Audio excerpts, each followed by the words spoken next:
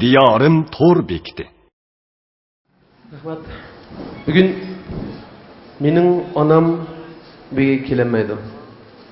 Hem kelemedi. Biroq şu ulug' Qurban Hayit kunlari anasız ötish adamga intayin ig'ir, to'limi ig'ir, mushkul keldi. Ama anam bana telefonda davamlı şu işini qo'llab, quvvatlab, bana rag'bat berib, hech nimadan ishkilanmay, hech nimadan qo'rqmay, eng cho'ng muvaffaqiyatni qo'lga keltirish to'g'risida ilhom berib turdi. Hatta yosh aqllarimni evatdi. Hop, gapni jiqilmay. Bizning vaqtsiz xo'shlangan onalarimizning ruhiy qo'rinmasin, azodi o'tsin. Biz bilan birga yashayotgan shu jafokash onalarimizning umri uzun bo'lsin. Baxt, saodatli bo'lsin. Marhamat.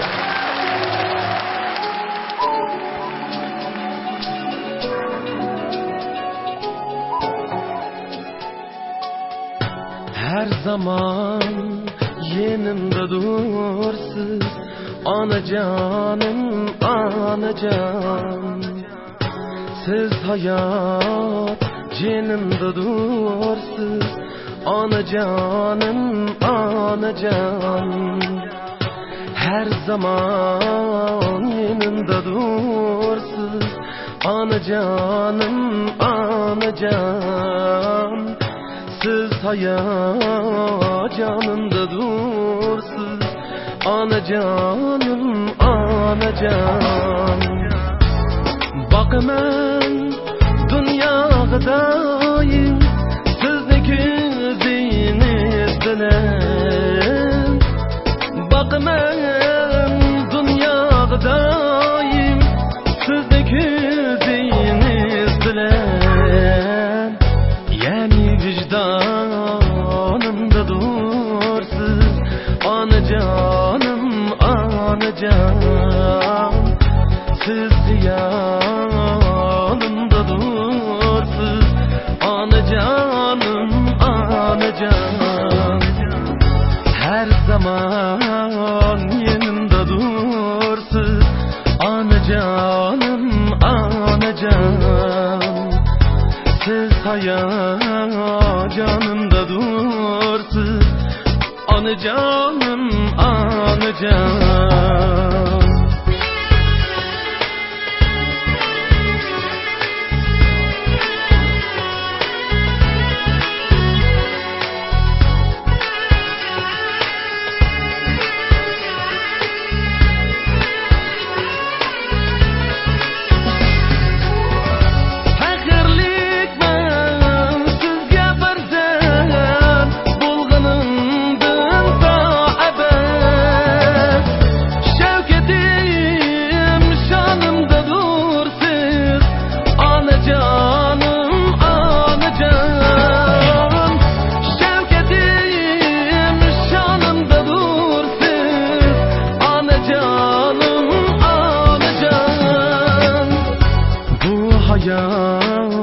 Seferde özleriniz tutuyor, dil gülistanımda dursiz, anacanım, anacan.